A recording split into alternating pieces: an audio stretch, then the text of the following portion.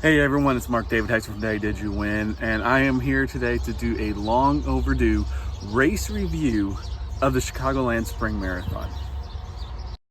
I never made it, but I know what it takes. I'm motivated by a mix of emotion. Got my statement, and I'm reading it slow so I can understand it fully. Appreciate my standing, go out of this world and right on time. Oh, never in my life have I seen the sky light up like this. So anyways, the Chicagoland Spring Marathon was run on May 23rd. If you were watching any of my previous videos leading up to this in regards to how this race was going to work, you will remember that basically they were going to start a runner every 10 seconds. They're going to start with the marathon runners first and then move on to the half marathoners and try to get the faster runners out before moving more to the back of the pack runners. And so, even leading up to the race, I thought, okay, is there going to be some changes in this? Because restrictions were lessening. Obviously, that's in some states, not in every state. So I'm guessing Illinois did not have any kind of loosening of restrictions before that, it seemed. So they kept to the same standards. And also I think it would have been very difficult for him to change the week of to lesser standards, knowing that people were expecting it. Some people might feel more comfortable with it, and might have to alternate some runners' plans if they made changes to have a mass start or anything like that. So they didn't do that. I wish they would have, obviously, for my sake or for a lot of runners' sake, but it's what they announced the plans to be, so they stuck with it, and I can understand that as well. So they started runners every 10 seconds. I believe that started around 6 a.m. We got there to the race shortly after 6 o'clock. They didn't want too many people there. They actually didn't want you in your starting area till 5 minutes before your race started. So the issue we had going into this was that I was scheduled for something like a 6:45 start. My wife was not scheduled to start until probably sometime around 11. I can't remember exactly. But knowing that I would actually finish before she actually started, and we had other things that day that popped up that we really wanted to get back to Northern Indiana for, after we were finished running, it left us in a position like, okay, and the heat was another thing. We did not want her out in the heat too much longer than what she actually had to, and so we had to get creative or think about this a little bit more, and we decided what we were going to try to do, because we saw there were a lot of people commenting on Facebook about, can I start early? And they never actually responded to this. And so what we did was we actually entered the race area. We went to the starting line. Basically, they had a line wrapping around that staggered everyone 6 feet apart, keeping your social distancing. You had to wear a mask in line.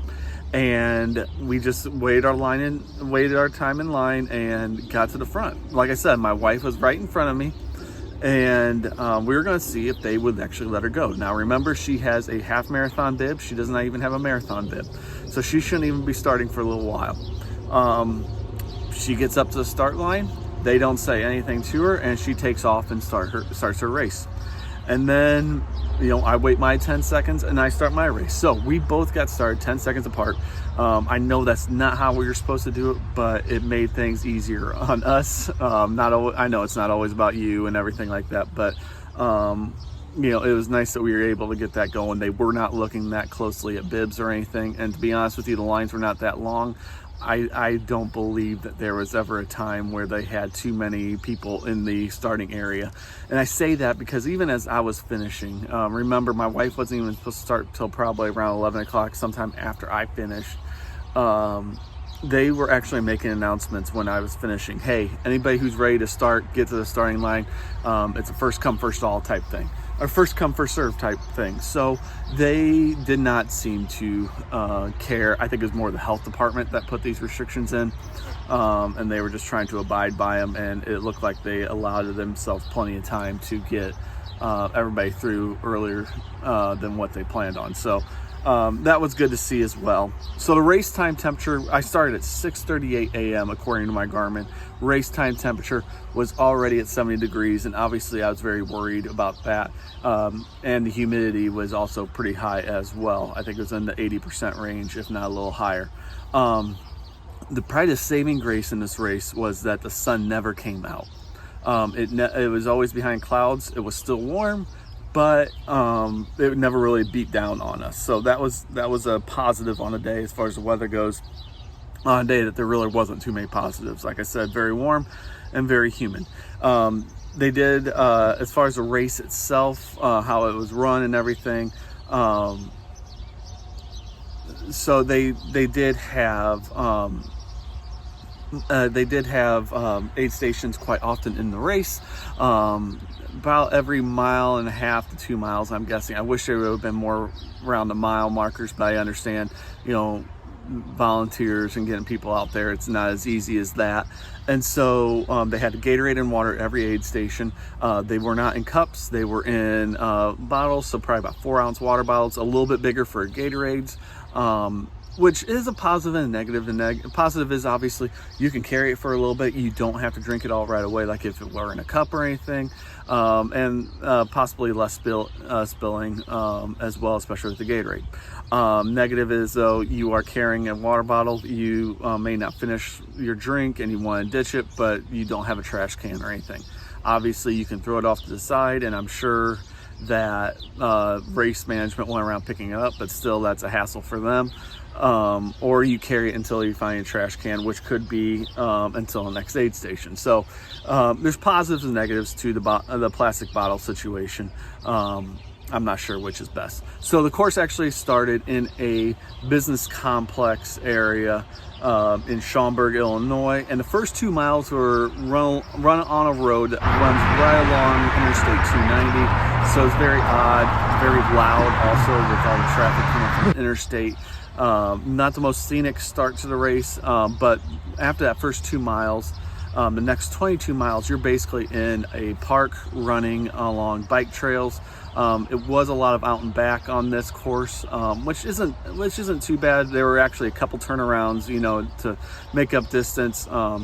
You ran basically out to mile 12, turned around, and then you ran to, I believe, probably about mile 18. You did another out and back section.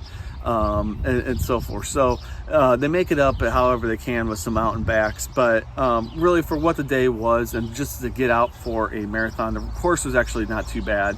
Like I said, it was along a lot of bike trails. You're in a lot of wooded areas as well, so that would help also if the sun was beating down on us as well.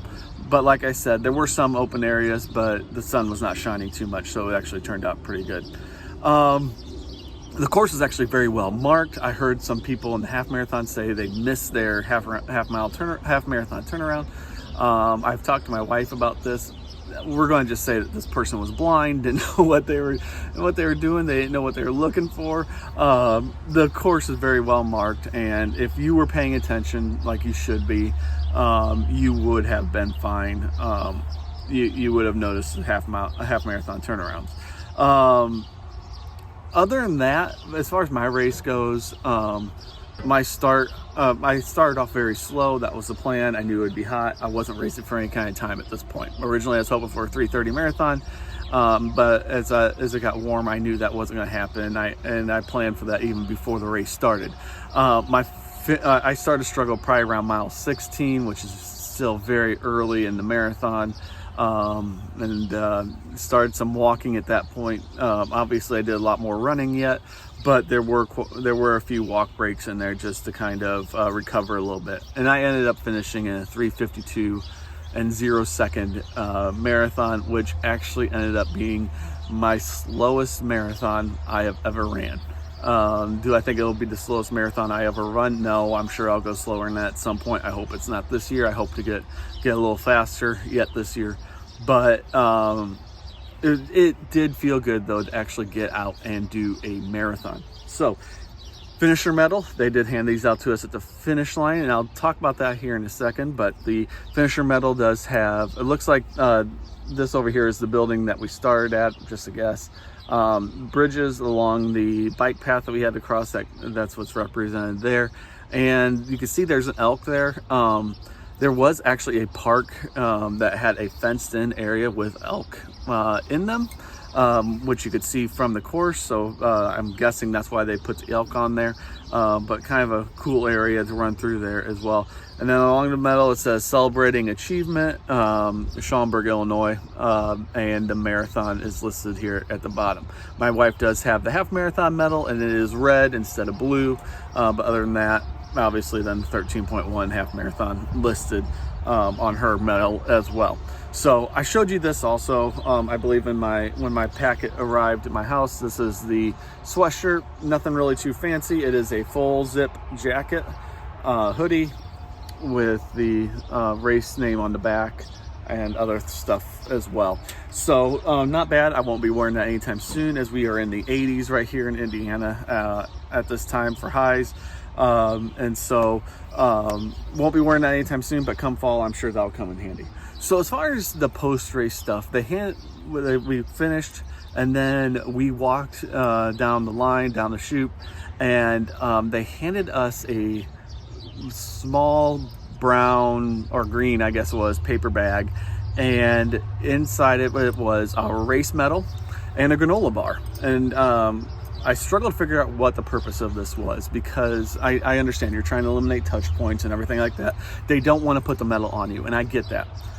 But why not just hand us the medal? You just hold it out like this, we grab it, that's it. It's actually probably easier to do that and less waste of resources than the paper bag that they handed us the medal in. The only other thing in that bag was a granola bar, in which, if you're, I would have thought all food would be in this bag. That way we don't have to reach into other containers and grab food, and once again eliminating people touching other things.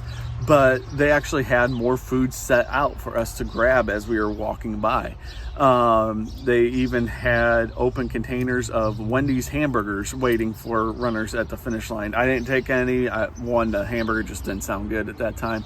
And but it was weird, because they had other opportunities for you to grab food, touch other people's food, and everything else like that. But they had to hand you your medal in a plastic or in a paper bag. So I didn't understand that one. I'm sure, once again, this is a health department thing, as stupid as I think the health department is, but yeah, you kind of got to go with it. So other than that, there really wasn't much going on. They didn't want you hanging around much after after your race, and so we actually took off and started our drive home. Really, the race was actually pretty well run. We had some doubts going into it, but it actually turned out to be not too bad. And volunteers on the course are great. Like I said, course was well marked, and it was a good experience for a marathon in the suburbs of Chicago. I really didn't expect much for the course, but it was actually pretty nice. Had some nice views of some lakes and some other things out there. So really, it was a very well-run race, and I'm not saying I won't be back anytime soon. It won't be on the top of my list, just because hopefully other spring marathons will be coming back, as well as the fall marathons here real soon. And so hopefully we start to see some normalcy, and I'll get to experience some other marathons in the near future. So that's all I got for this one. Like I said, this video is a little late. I was on vacation for a week and a half following this race. We left 2 days after the race, actually. And so I'm just now getting to it. I actually have another race I'm going to talk about next time that I ran in Tennessee. So be paying attention for that. That'll be coming out sometime next week. Until then, though, have a great day and have a great run.